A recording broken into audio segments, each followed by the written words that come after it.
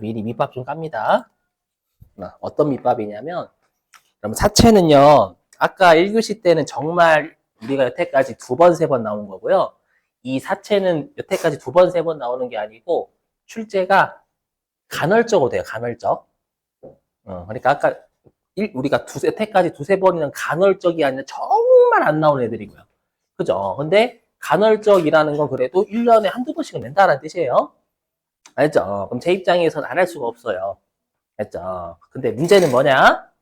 여기는 아까 제가 뭐 현재 가치라는 말 썼었죠. 그 현재 가치라는 걸 배우셔야 요 사체가 그나마 이해가 돼요. 그나마. 근데 문제는 뭐냐면 현재 가치를 배우지 않으면 여기를 이해할 수가 없어요. 그렇다고 현재 가치 할 수는 없어요. 항상 선생님들 고민이 뭐냐면 여러분들 힘들고 여러분들이 힘드는데 시험에 이제 세무 2급서부터는 사체가 다 출제 범위예요. 그래서 결론부터 말씀드리면 그냥 외우셔라. 물론 이해를 도우려고 애는 쓸 거예요. 애는 쓰는데 여기 할 때마다 여러분들 표정이 정말 안 좋아요. 그건 충분히 이해해. 왜냐면 현재 가치를 안 배워서 그래. 현재 가치를 배우면 여러분들이 이거 현재 가치를 한 1시간 반 동안 해야 되거든요. 알죠? 근데 사체가 그렇게 미친 듯이 나오는 편은 아니에요. 알죠? 그래서 정 힘드시면 포기하세요. 이런 말 하면 안 되는데, 알죠? 왜냐면 진짜 안 좋아요, 표정이 여러분들. 알죠? 그리고 그냥, 그러니까 아무튼 해볼게요. 일단, 예. 여기까지는 왜 분계가 좀 어려워, 분계가. 해보죠. 잘 보시면. 진짜 표정이 안 좋아요. 자, 열심히 해볼게요. 자, 우리가 사채 있죠? 우리가 사채라는 건 회사가 거액의 자금을 조달하기 위해서 발행하는 채권을 우리가 사채다라고 해요. 그죠? 자, 그런데 이제 조심하실 게 뭐냐. 우리가 여기다 써보면 사채를 제가 방금 설명드렸지만 사채를 발행하는 회사는 채무자입니다. 응? 채무자 사채를 발행하는 건 제가 이자 몇 퍼센트 드릴 테니까 돈 좀 빌려주세요라고 하는 거예요. 그렇죠? 그럼 당연히 사채를 발행하는 회사는 이자 몇 퍼센트 드리고요. 얼마 갚을게요라고 하는 거니까 발행자가 채무자예요. 그러면 발행자는 무조건 개정 과목이 사채입니다. 이 사채는 만기가 3년 내지 또는 5년이 일반적이거든요. 그러니까 이 사채라는 개정 과목은 비유동 부채에 해당이 된다라는 거예요, 일단. 근데 우리가 사채를 취득하면 이거는 채무자가 아니라 채권자에 돈 빌려준 거란 말이에요. 이때는 채권자. 근데 우리가 지금 하고자 하는 곳은 채권자가 아니라 채무자, 사채를 발행한 회사예요. 그래서 여기는 그냥 단기 매매 증권이 될 수도 있고 매도 가능 증권이 될 수도 있고 만기 보유 증권이 될 수 있다라는 거예요. 알죠? 근데 우리 시험에는 사채 취득자는 분계를 안 내요. 알죠? 근데 사채의 발행자는 분계를 내기 시작하면 모든 걸 전부 다. 알죠? 그래서 한번 해보겠습니다. 자, 사례 한번 들어볼게요, 사례. 자, 사례 한번 들어보면은요. 자, 일단은 여러분들이 외워주실 게 있어요. 암기해 주실 게 뭐냐? 여기. 좀 지우고요. 보시면, 일단 사채 액면 금액은 아까 설명드렸어요. 우리가 사채의 발행자가 채무자라고 했죠. 사채의 발행자가 만기에 상환하겠다. 만기에 상환하기로 기재한 금액을 액면 금액이다라고 한다라는 건 좀 외워주셔야 됩니다. 알죠? 그럼 한번 예를 들어볼게요. 예를 그림 그려가지고 예를 들어보면 자, 우리 회사가 2024년 1월 1일 날 사채를 발행해요. 됐죠? 사채를 발행한 우리 시험 무조건 1월 1일 날 사채 발행합니다. 무조건. 발행하고요. 그 다음에 만기는 3년이다라고 3년. 24년 12월 31일 2025년 12월 31일 그다음에 2026년 12월 30일. 사채할 때마다 제일 긴장돼. 자, 사채를 발행하고요. 오늘 우리가 지금 만기가 3년짜리 사채를 제가 지금 예시로 드는 거예요. 아셨죠? 3년. 1년 뒤, 2년 뒤, 3년 뒤잖아요, 여러분들. 오케이? 그리고 이 사채 액면 금액은 제가 든 사례가 무조건 100만 원이거든요. 그래서 여기다가 100만 원.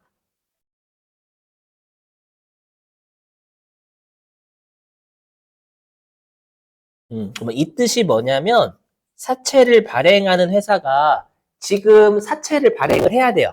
돈을 빌려야 돼. 돈을 빌리는 건 2024년 1월 1일 날 빌리는 거예요. 빌리는데 만기에 상환하기로 기재한 금액이 액면 금액이라면서요. 이 액면 금액은 뭐냐면 이 사채를 발행하는 회사가 제가 3년 뒤에 100만 원 갚을게요 라고 한 거예요. 일단 알죠? 요게 액면 금액. 자, 그 다음에 액면 이자율 또는 표시 이자율도 좀 암기해 주셔야 돼요. 같은 말입니다. 사채 액면에 붙어 있는 이자율이다라고 해서 액면 이자율이라고 하고요.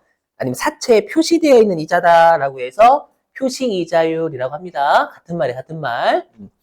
그래서 요 액면 이자율 또는 표시 이자율은요. 이것도 사채 발행 기업이 정해요.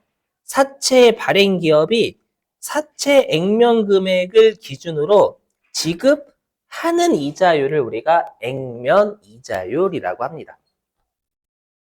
그러니까 사채를 발행하는 회사가 100만 원에 몇 퍼센트를 곱한 이자를 꼬박꼬박 주겠다라고 하는 거예요. 1년에 한 번씩. 됐죠? 그럼 제가 든 사례가 이게 8%거든요.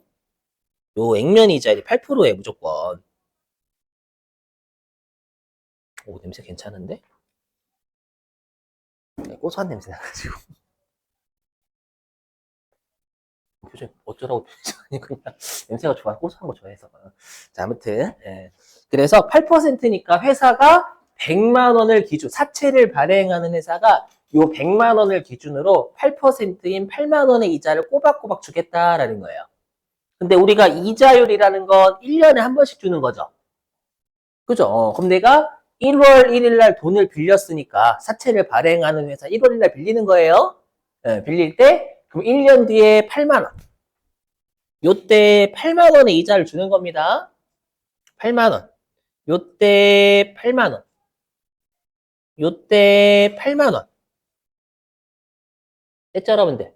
이걸 그림을 그리면 그러니까 사채를 발행하는 회사가 매년 말 3년씩 8만 원을 3년 동안 주는 거고 매년 말.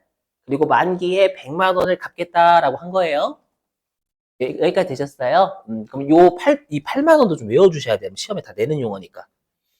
요 8만 원을 우리가 뭐라고 하냐면, 요 8만 원을 액면 이자라고 합니다. 액면 이자.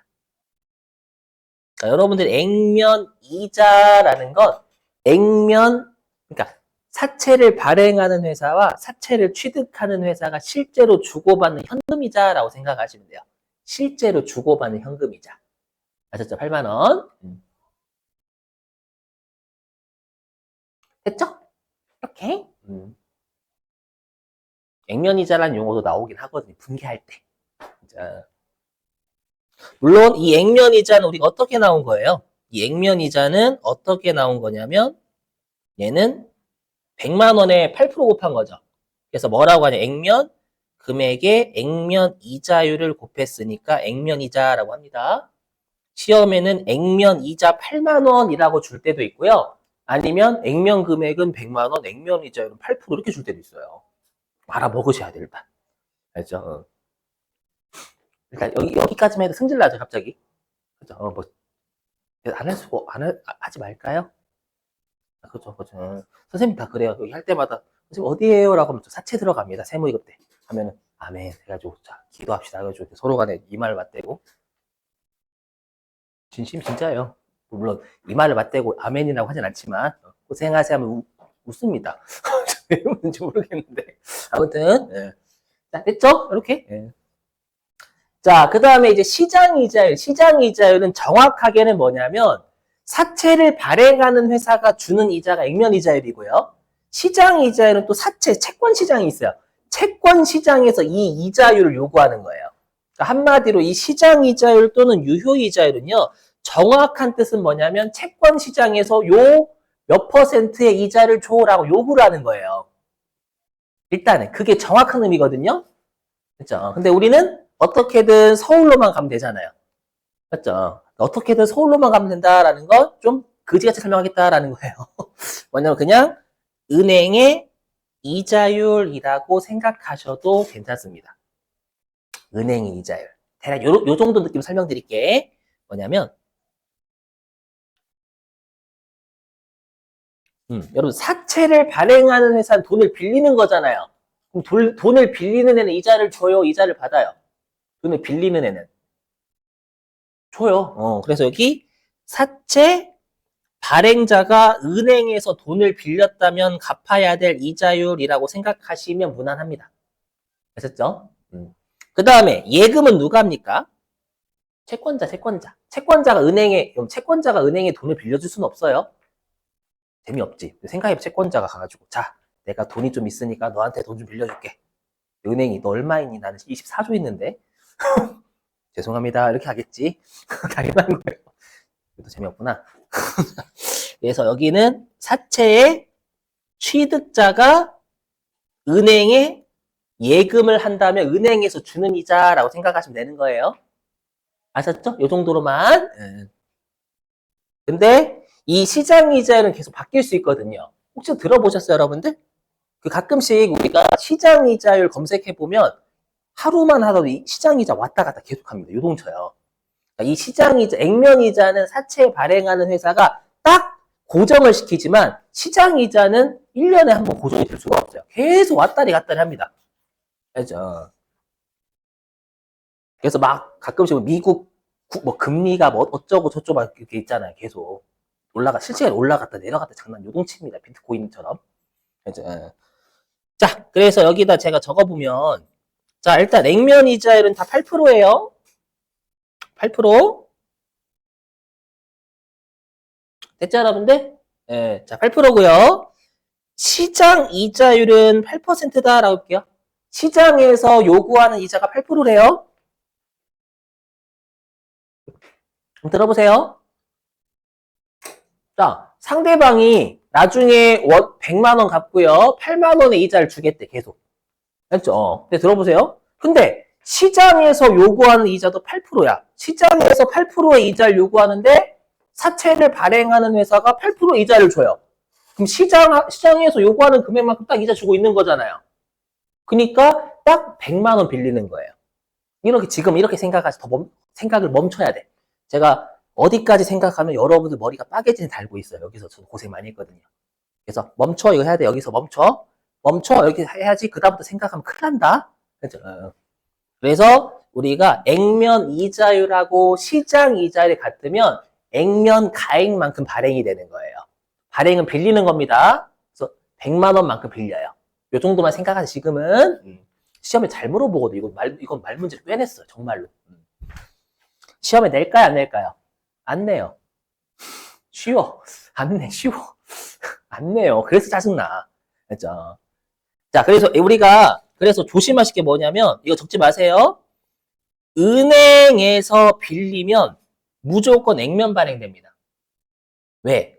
여러분들, 은행에서 액면 이자율이라는 건 사채의 발행자가 결정하는 거예요. 그러니까 사채는 채무자가 이자를 결정해요. 채무자가. 근데 우리 은행에서 여러분들이 채무자가 이자를 결정해요? 은행에서 돈 빌릴 때 우리가 채무자잖아요. 가가지고 여러분들이 야, 이 새끼야, 나 5%. 뭐라고 경호자 끌어내. 끌어내잖아요. 근데 사채는 그게 가능해요. 자, 5% 빌려줘. 이렇게 되는 거예요.